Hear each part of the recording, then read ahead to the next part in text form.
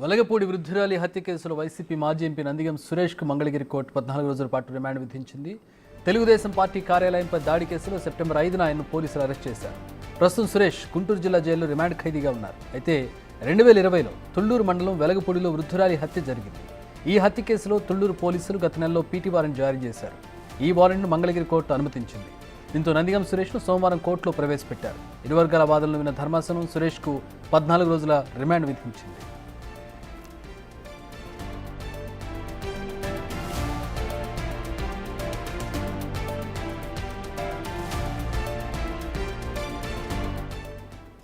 Right, మా ప్రతినిధి Sai Shankar join అవుతున్నారు. దీనికి సంబంధించి మరిన్ని వివరాలు తెలుసుకుందాం. సాయి శంకర్, సురేష్ మీద ఇప్పుడు 2 కేసులు ఉంటూ కనపడుతుంది. రెండో కేసు ఏదైతే వృద్ధురాలి హత్య కేసు ఉందో అందులో సురేష్ పాత్ర ఏంటి, ఏ సెక్షన్ల కింద ఇతను కేసు నమోదైంది ఇతని మీద?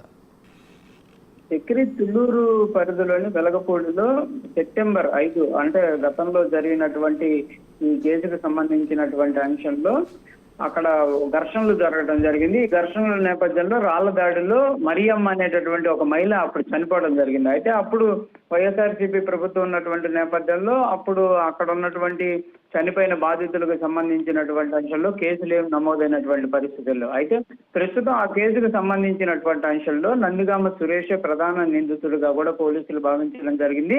ప్రస్తుతం టీడీపీ కేంద్ర కార్యాలయానికి సంబంధించినటువంటి అంశంలో రిమాండ్ లో ఉన్నటువంటి నేపథ్యంలో ఆయన అరెస్ట్ చేస్తామంటూ కూడా మంగళగిరి కోర్టులో పోలీసులు తుళ్లూరు పోలీసులు పీటీ వారెంట్ని వేయడం జరిగింది. పీటీ వారెంట్ను కూడా కోర్టు అయితే యాక్సెప్ట్ చేయడం జరిగింది. ఈ రోజు పీటీ వారెంట్కి సంబంధించినటువంటి అంశం పైన విచారణ చేపట్టడం జరిగింది. ఈ సందర్భంగా కూడా ఆయనకి 14 రోజులు రిమాండ్ను విధించడం జరిగింది. ప్రస్తుతానికైతే టీడీపీ కేంద్ర కార్యాలయానికి సంబంధించినటువంటి కేసులో బెయిల్ రావడం జరిగింది. ఆ కేసు తర్వాత ప్రస్తుతం ఈ పీటీ వారెంట్ వేసినటువంటి మహిళా హత్య కేసుకు సంబంధించినటువంటి అంశంలో 14 రోజులు రిమాండ్ విధించడంతో మళ్ళీ గుంటూరు జిల్లా జైలుకు ఆయన తరలించే అవకాశాలు ఉన్నాయి. ఈ కేసు 2020లో తుళ్లూరు మండలంలోని వెలగపూడిలో జరిగినటువంటి కేసు. అప్పుడు నుంచి కూడా ఆ కేసుకు సంబంధించినటువంటి కొంతమందిని మాత్రమే అరెస్ట్ చేయడం జరిగింది. కాకపోతే నందిగాం సురేష్ ప్రధాన నిందితుడిగా ఉన్నాడు. ఆ కేసు అక్కడ దాడి జరగడానికి కానీ ఆ రోజు ఆమె చనిపోవడానికి కానీ మొత్తం కారణం కూడా నందిగాం సురేష్ అనేది పోలీసులు చెప్తున్నారు. ఇదే అంశాన్ని కూడా కోర్టు దృష్టికి తీసుకెళ్లడంతో కోర్టు ఈ పీటీ వారెంట్ యాక్సెప్ట్ చేయడం, విచారణ చేపట్టడం, మొత్తానికైతే ఆయనకి రిమాండ్ అయితే విధించడం జరిగింది. Chakri. All right, thanks for the update Sai Shankar.